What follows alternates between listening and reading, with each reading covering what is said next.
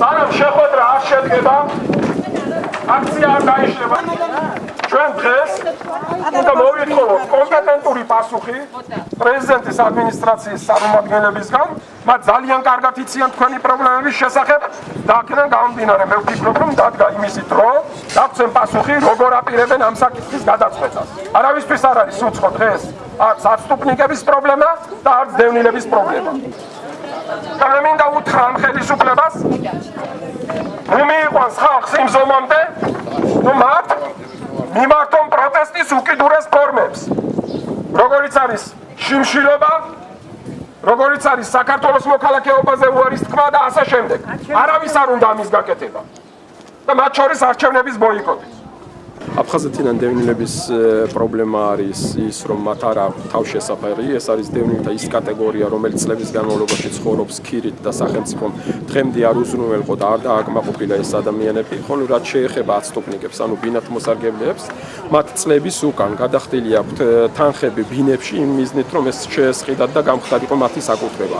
მაგრამ დღემდე ვერ მოხერხდა საკანონმდებლო დონეზე ამ ფარტების მათთვის საკუთრებაში გადაცემა. უპირობოდ მოიცეს უფლება იმ ფარტის დაკანონებისა, რომელშიც ცხოვრობს ჩვეულებრივი მოქალაქეები. ეს გვინდა ჩვენ. მაგრამ უკიდურეს შემთხვევაში თუ ეს არ დაგვიფიქრეს, მხარეებს შორის მიეცეს ატსტუპნიკის უპირატესი უფლება. იგემა გადაწყვიტოს დარჩეს ფარტში თუ წავიდეს. გადაუხადოს ფუნქცი დარჩეს თავის მიერ ნახტი ფარტში. აი მომისმეს.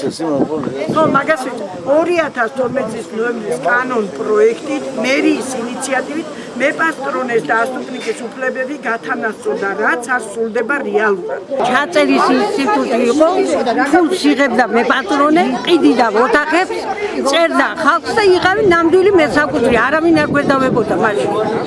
ახლა ახალი კანონის მიხედვით მოგვედავდნენ და რჩებით ქუჩაში მთელი ოჯახები. ჩვენ დევნილებს გვაწუხებს ძალიან დიდი უსამართლობა, აი არ ვიცი რა.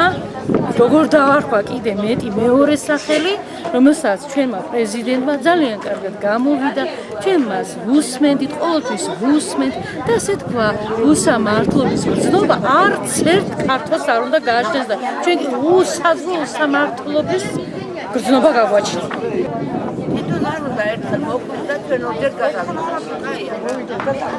ხო, მოხდება დევნილებთან ცალკე შეხვედრა და მოხდება ატსტუპნიკებთან ცალკე შეხვედრა.